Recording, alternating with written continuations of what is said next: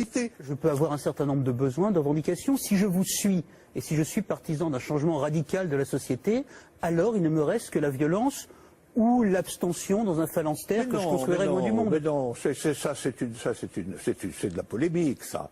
C'est de la polémique, dire qu'on est acculé au choix entre violence ou phalanstère. Pas du tout. Si le vote ne sert à rien avec l'ensemble de mes concitoyens, que me reste-t-il? Mais la politique, ça consiste à organiser directement, à s'organiser soi-même d'abord et à s'organiser directement avec des gens. Les grands mouvements politiques novateurs n'ont pas commencé par les élections. Hein. Parce que d'où ils viennent, les candidats aux élections? Ils viennent de vieux mouvements politiques ancestraux qui ont été faits par des militants politiques et pas par des électeurs. Donc la question de la politique, c'est la question de ces militants. La question de ceux qui proposent et sont actifs au nom de la représentation qu'ils se font de ce que la société doit devenir. Et ce n'est pas des gens qui vont mettre en rampant dans un isoloir, ça c'est formidable comme mot, l'isoloir. La politique c'est être tous ensemble, mais là c'est l'isoloir. Alors qu'ils vont mettre dans un isoloir un petit papier. Alors mettez-le si vous voulez, votre papier, mais venez pas après pleurer concernant les déceptions graves qui vont être les vôtres. Hein. Est-ce que vous réalisez juste, Alain Badiou, vous avez de la culture, vous avez de l'humour, que votre manière de parler pourrait être ressentie comme une insulte par des gens qui se sont fait tuer pour le droit de vote en 1848, en 1870. Des gens y croyaient à ces choses-là. Ils sont morts pour avoir le droit de voter. Mais évidemment, et je considère que le droit de vote a été, dans l'histoire des idées politiques, une conquête. Mais comme toute chose, les conquêtes, il faut en faire de nouvelles. Donc aujourd'hui, notre problème, ce n'est pas le droit de vote. Nous votons tout le temps.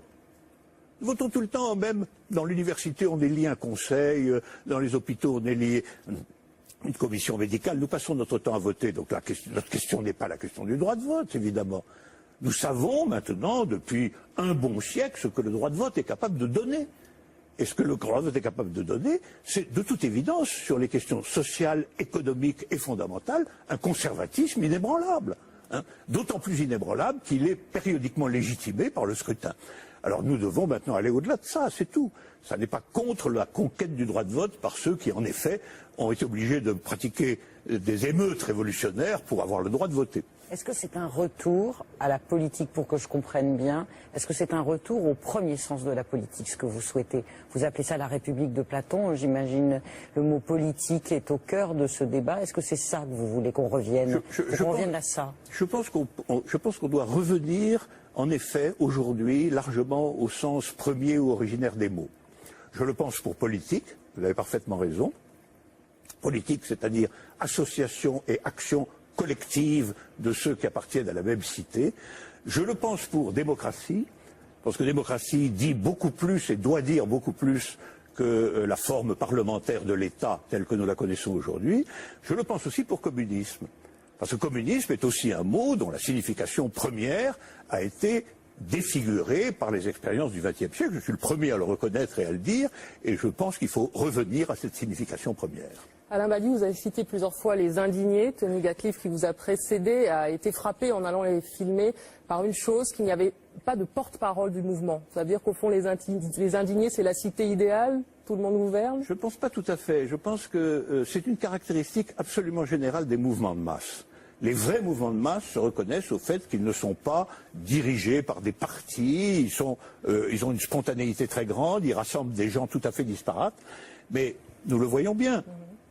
Le mouvement de masse n'est qu'une des possibilités du changement politique.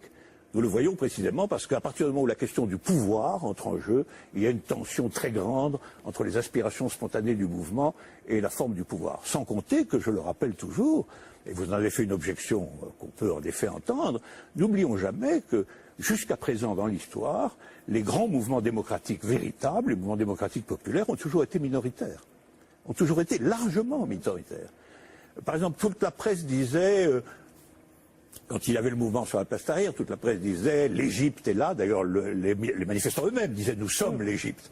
Enfin, ils étaient une minorité d'Égyptiens. À supposer même qu'ils aient été 1 million ou 2 millions, ce qui était énorme, il restait une toute petite minorité du peuple égyptien. Or, c'était eux ils avaient raison de dire qu'ils étaient l'Égypte. L'Égypte, c'était plus Moubarak, c'était plus la clique au pouvoir.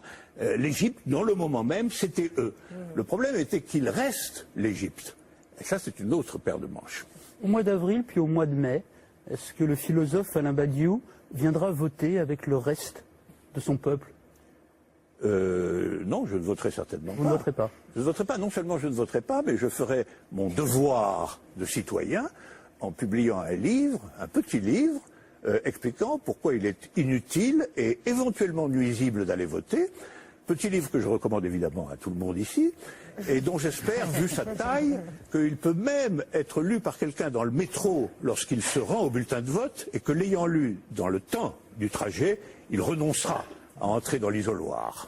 Alain Badiou, j'ai juste une question à vous poser qui me turlupine depuis des années, et puisque vous êtes là, je vais vous la poser. Je voudrais que vous m'expliquiez quelque chose sur un article, puisque vous avez parlé du communisme, de 79, consacré au Khmer Rouge dans le monde, où vous écrivez, alors qu'on sait, entre 75 et 79, il y a 2 millions de morts au Cambodge, et vous écrivez à la une du Monde, Kampuchéa vaincra, alors qu'on sait qu'il y a des millions de morts, des enfants torturés. Est-ce que, je crois que c'est 33 ans après, est-ce que vous regrettez cet article? Oui, je le regrette.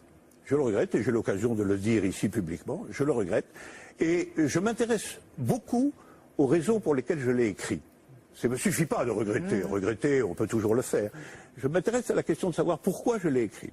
Et je l'ai écrit, je pense, et c'est une des raisons de ma méditation politique contemporaine, je l'ai écrit parce que j'avais été enthousiasmé par la victoire des Khmers rouges en 75. Je n'ai pas été le seul. Lisez même les premières pages du Monde à cette époque-là. Il y a eu un enthousiasme pour cette victoire. Et j'ai voulu garder en moi cet enthousiasme, contre sans doute le réseau des informations disponibles. Et ça m'a amené à une méditation très importante, je crois, sur la question de savoir qu'est-ce que c'est qu'une victoire. Il y avait victoire. Et pourquoi nous étions enthousiastes? Parce que c'était la victoire d'un tout petit peuple contre l'énorme armée américaine.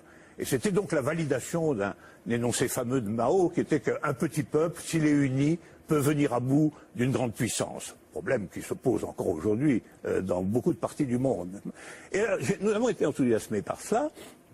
Et lorsque les Vietnamiens ont envahi le Cambodge, parce que c'est tout de même ça qu'il s'agit, cette invasion m'a paru détestable. Voilà.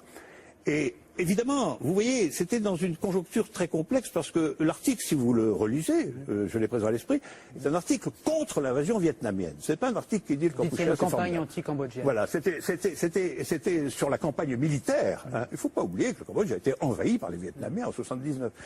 Et je crois que là, nous devons méditer au terme du XXe siècle sur les ravages faits dans les rangs de la pensée progressiste et communiste, reprenons ce vieux mot, par l'enthousiasme victorieux, prématuré et sans limite. Parce que les millions et millions de gens qui sont restés enthousiastes de la révolution bolchevique, même sous Staline, posent une question encore bien plus vaste que mon errance cambodgienne. Et cette question beaucoup plus vaste, c'est celle du fait que, en réalité, les peuples sont rarement victorieux. Et que tout le monde le sait. Et qu'une victoire, fût-elle douteuse, fût-elle partagée, fût-elle obscure, a une puissance de ralliement extraordinaire. Mais nous savons maintenant qu'il faut s'en méfier. Et je dirais même que, au fond, une des grandes tâches de la politique contemporaine, c'est de définir qu'est-ce que c'est qu'une victoire. Qu'est-ce que c'est qu'une réelle victoire?